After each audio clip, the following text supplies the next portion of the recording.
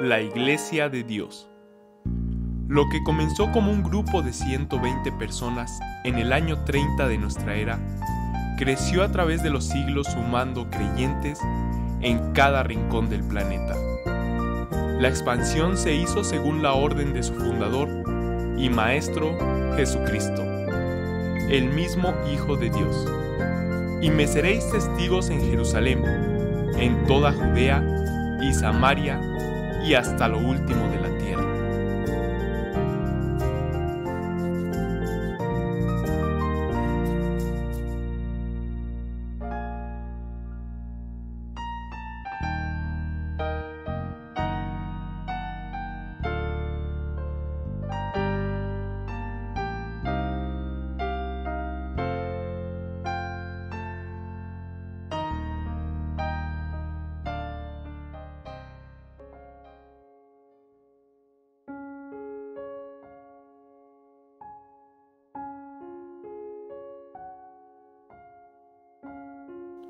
Después de Saltillo, la Ciudad de México se convirtió en el segundo semillero de la Iglesia de Dios en todo el país. Todo comenzó a unos pasos de la Plaza de la Constitución del Zócalo capitalino, concretamente en la calle Callejón o Cerrada 5 de mayo número 40. Fue la primera misión en la capital.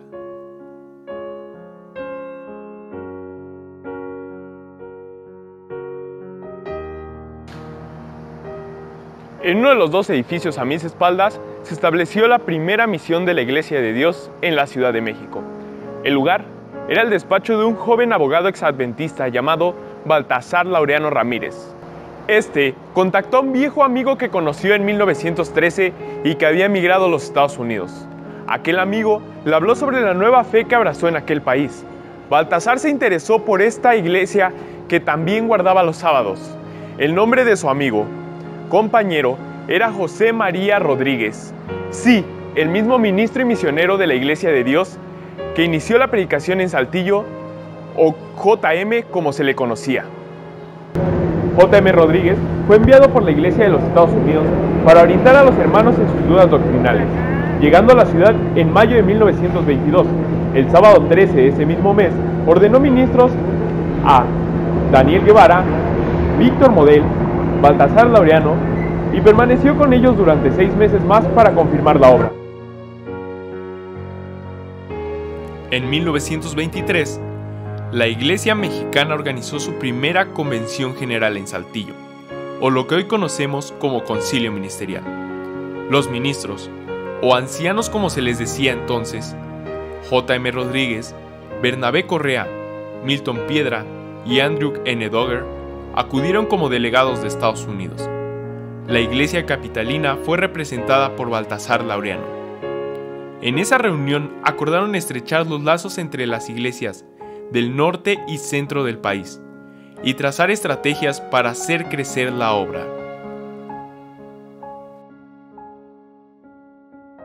JM fue nombrado misionero oficial y primer presidente de la Iglesia mexicana.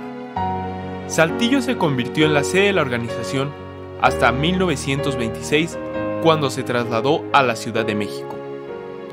Para el 28 de febrero de 1925, el naciente grupo se constituyó formalmente bajo el nombre de Conferencia General de la Iglesia de Dios, copiando el nombre que tenía la organización en Estados Unidos.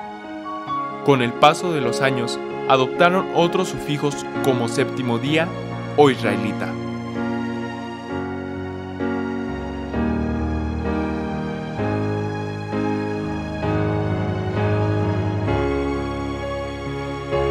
La iglesia capitalina fue creciendo y pronto se extendió del centro a otros puntos de la ciudad. La obra misionera del ministro Ezequías Campos Aguilar, llegado a la ciudad el 22 de octubre de 1932, fue clave para la expansión del evangelio hacia Azcapotzalco, Vallejo y Peralvillo. Campos era un líder carismático y conocedor de la escritura. No solo vino a fortalecer la obra en la capital, sino que también fue el vínculo que acercó a esta iglesia nacida en un despacho del centro histórico con una familia que ya conocía la palabra de Dios y cuyos abuelos habían llegado a México más de un siglo atrás, huyendo de la Inquisición española, la familia Hertz, o como se les conocía en México, los Hernández y Mota. Aún no terminaba 1933 cuando la iglesia capitalina finalmente se trasladó a lo que sería su primer templo, aquí, en Caruso 134, ahora 254, Colonia Vallejo. Este no sería el primer templo en el país, pero sí en la Ciudad de México. Desgraciadamente se perdió el 17 de septiembre de 1936, debido a la creciente corriente judaizante de algunos de sus miembros, liderados por Baltasar Laureano, quienes finalmente decidieron dejar las filas de la iglesia y convertir el templo en una sinagoga. La pérdida, la iglesia siguió adelante. Se congregaron en los hogares de los jóvenes ministros Alberto García Becerril y Seferino Laureano Ramírez, hermano de Baltasar, que sí permaneció en la iglesia. Hasta que finalmente se asentaron en Julián Carrillo 125, en la colonia ex Hipódromo de Peralvillo, en la casa del ministro Daniel Hernández y Mota. Allí en Julián Carrillo 125, donde se hicieron en el segundo lugar los cultos de la Iglesia de Dios en México, en ese lugar era la casa de Daniel Hernández Ojers. Era un garage bien grande, que cabían varios carros, y ahí hacían un tejabán y ahí hacían los cultos. En ese lugar fue donde se casaron, hubo el primer casamiento por la iglesia. Se casó el hermano Eleazar Rojas, mi papá, y un hermano que se llamaba Chabelo. Este lugar se convirtió provisionalmente en la sede central de la iglesia, y ahí permaneció pastoreada por el ministro Seferino Laureano. Junto con él quedaron los ministros al frente: Ezequías Campos Aguilar, Alberto García Becerril, Felipe García Becerril, Daniel Hernández y Mota y el diácono Marcelino Romero. Otros ministros como Daniel Guevara decidieron continuar la obra en el norte del país. En 1939, los esfuerzos espirituales y materiales de la iglesia permitieron la adquisición de 2 terrenos en la calle César Augusto Sandino, número 9, posteriormente conocida como Norte 66, número 3731, Colonia Mártires de Río Blanco. Aquí se construyó un nuevo templo, que luego se demolió para dar lugar a este, que se convertiría en la sede principal de la iglesia en México.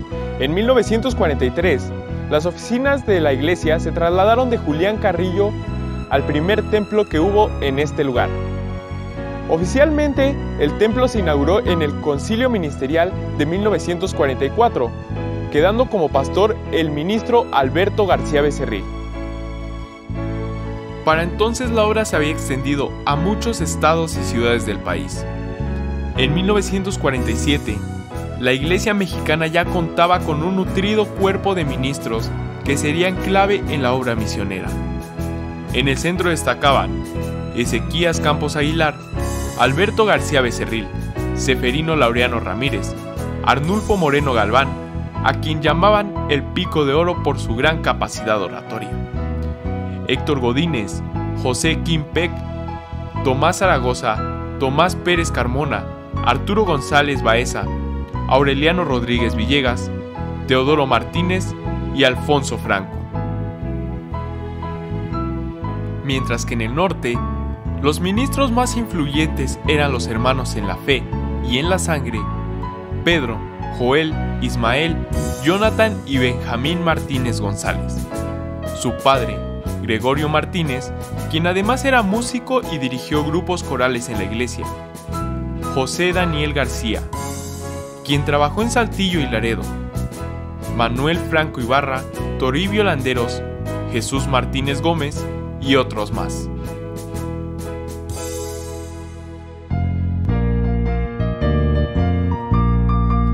A ellos se agregaban grandes diáconos y futuros ministros en los años subsecuentes, como Carlos García Becerril. Mujeres, como María del Refugio Esteves y Lea Melikov, fueron grandes evangelistas que ganaron muchas almas para Cristo. Para 1950, ya existían 91 iglesias en todo el territorio nacional.